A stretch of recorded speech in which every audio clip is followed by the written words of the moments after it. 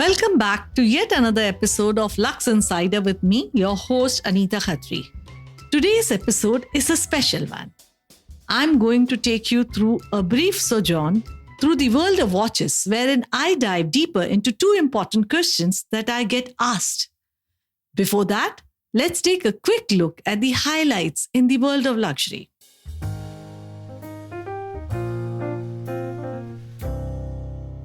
The past week saw the coming together of luxury fashion and the gaming world, with Gucci celebrating Xbox's 20th birthday by releasing a $10,000 limited edition console and a matching case for extra swag. High street fashion brand Off-White, a young brand born in 2012, has entered the children's wear segment. The line is dedicated to girls and boys aged 4 to 12 and features a complete range of children's apparel. The brand is yet to set foot in India in brick and mortar format, yet you can shop via their website. Millionaires can now experience traveling in private jets that come in extra large dimensions and lavish amenities, a sun deck, virtual ceilings, and lounges, all thanks to Lufthansa's Explorer. This was viewed first at the Dubai Air Show, which concluded last week. For the watch enthusiasts all over the world who were looking forward to traveling to Switzerland next year for the watch exhibition at Basel, Basel World 2022 edition now stands cancelled. The organizers have opted for more time for the launch of the new concept. That's all from me on the news this week. Now to the focus of this week's episode.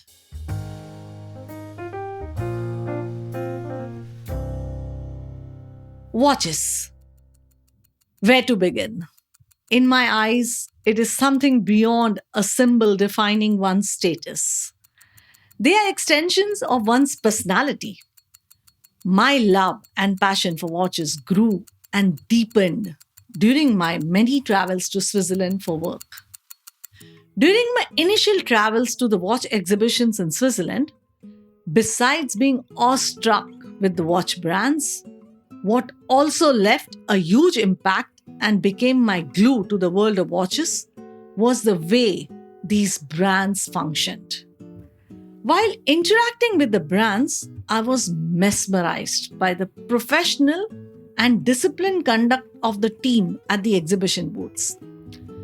Be it the CEO, the vice president, or the receptionist, none would hesitate in offering me a glass of water or serving coffee or tea.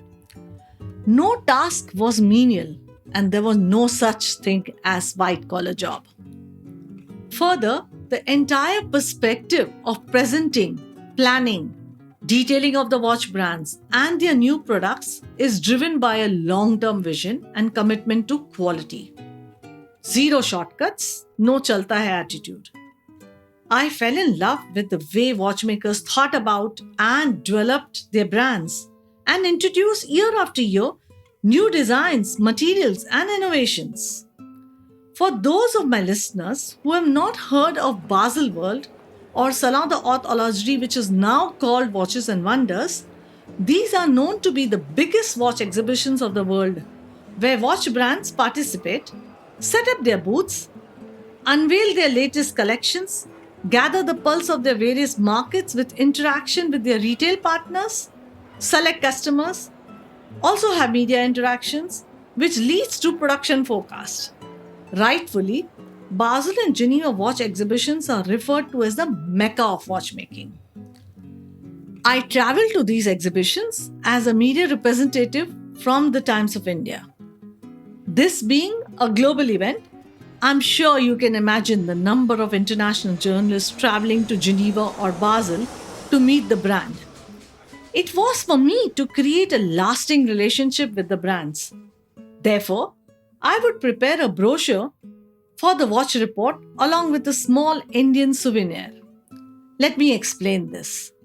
It's like if any brand wishes to participate in this special report, I shared a proposition in terms of pricing, material details, etc., along with an Indian souvenir. Every proposition was based on an Indian theme. Once, I shared a small idol of Lord Ganesha with a short story about Lord Ganesha. Next year, I included a small pouch of Indian tea leaves along with a recipe of chai. This way, I left a little of India with every person I met at the exhibition. Before I came to realize, different watch brand custodians started recognizing me as a media representative from India. That's how this relationship with the watchmaking family strengthened. My love deepened, and I started drowning in the world of watches. Now, through my years in the watch industry, I've been often asked two questions. The first being, why is a particular branded timepiece more expensive than any other unbranded watch when the sole purpose is to showcase time? Even a mobile phone does that. How many of you have thought of the same? During the extensive travels, I realized that watches do not just tell time. It is a piece of art on your wrist that at times may have more than 800 tiny parts put together to ensure it functions 24 by 7 and remains functional for generations. A basic mechanical watch would have 130 tiny parts or more. Imagine the tiniest part in a watch can be 0.02 grams or even lesser. The mainspring in the mechanical movement is thinner than a strand of hair. To make these tiny parts is one thing, but to assemble and fix it together so that they synchronize to work accurately is why watchmaking is an engineering marvel. Besides, every watch has different complications, which include telling you date and at times measuring speed, altitude, and pressure. Watches are also designed to function underwater or up in air. The list goes on. But to answer the question, why should a watch from a brand cost more? Imagine putting together these tiny parts along with a complication. It boils down to the finest details and the mastery of engineering and technology. There are watches that are handcrafted, and sometimes the process may take up to 3 months for a single watch. 3 months to put one single watch together. Then there are timepieces that are made on machines. There are watches made with machines, but require that high specification and accuracy that demands human supervision.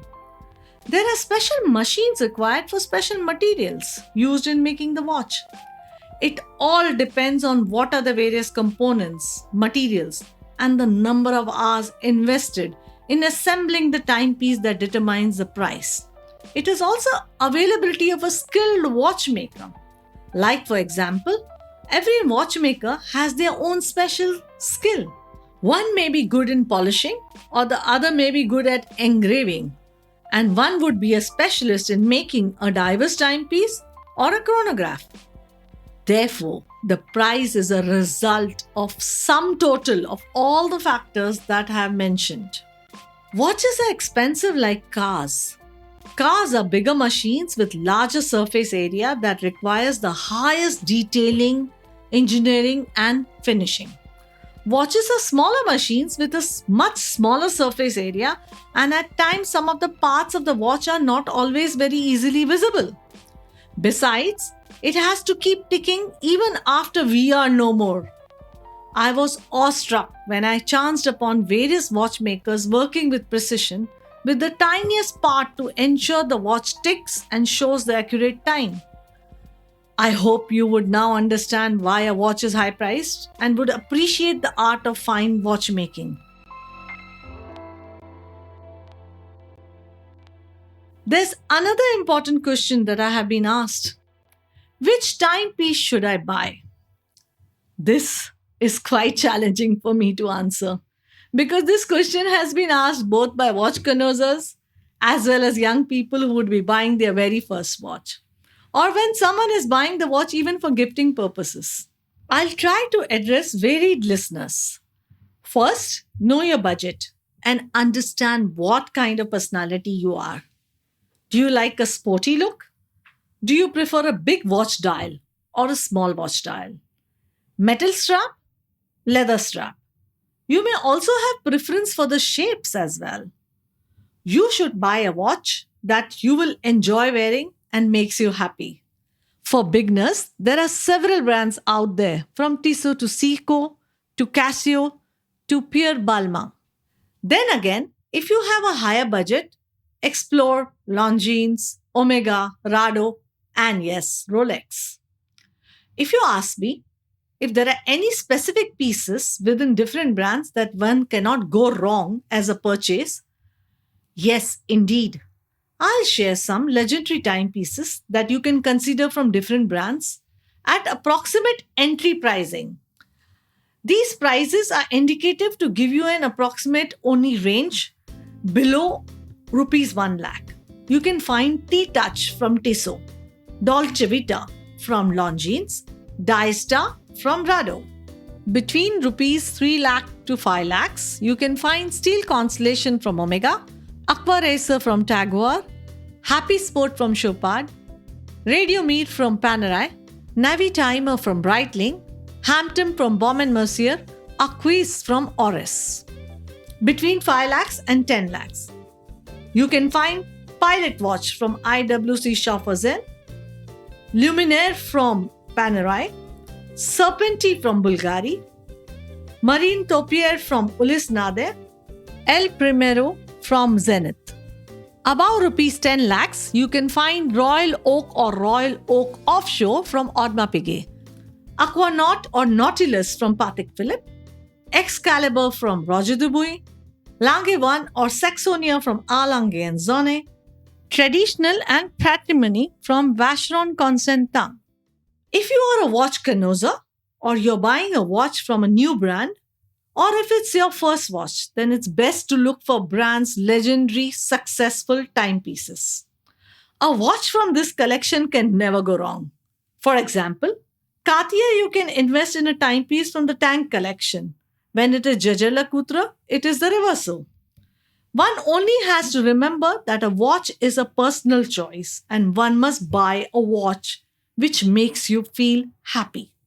It doesn't matter what brand you buy. It is enjoying the timepiece. This is the best approach.